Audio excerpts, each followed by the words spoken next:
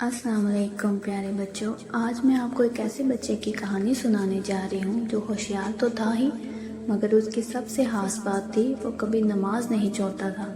تو چلیے سنیں فہد کی دلچسپ اور ایمان سے بری کہانی۔ نماز نہ چھوٹی، مدد ہو گئی پوری۔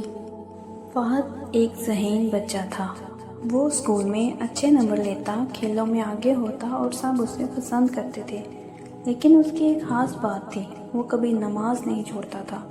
ایک دن اسکول میں اعلان ہوا کہ اگلے ہفتے اسلامی تقریری مقابلہ ہونے والا ہے۔ جو بچہ جیتے گا اسے قرآن پاک کا خاص نسخہ اور انعامی سرٹیفکیٹ دیا جائے گا۔ فہد بہت پرجوش تھا۔ اس نے تیاری شروع کی، دعائیں یاد کیں، نعتیں سنی اور روزانہ نماز کے بعد دعا کرتا، یا اللہ مجھے کامیابی عطا فرما اور مجھے شرمندگی سے بچا۔ مقابلے کا دن آیا۔ جب فہد اسٹیج پر گیا، اچانک مائک بند ہو گیا۔ سب گھبرا گئے، کچھ بچے ہنسنے لگے۔ فہد کا دل دھڑکنے لگا، مگر اس نے اندر ہی اندر کہا، یا اللہ میں نے کبھی نماز نہیں چھوڑی، آج میری مدد کر۔ اسی لمحے مائک خود بخود چل پڑا۔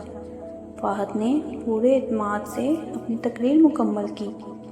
اس کی آواز میں سچائی اور دل سے نکلا ہوا جذبہ تھا۔ جب نتائج کا اعلان ہوا تو پہلا انعام فہد کو ملا۔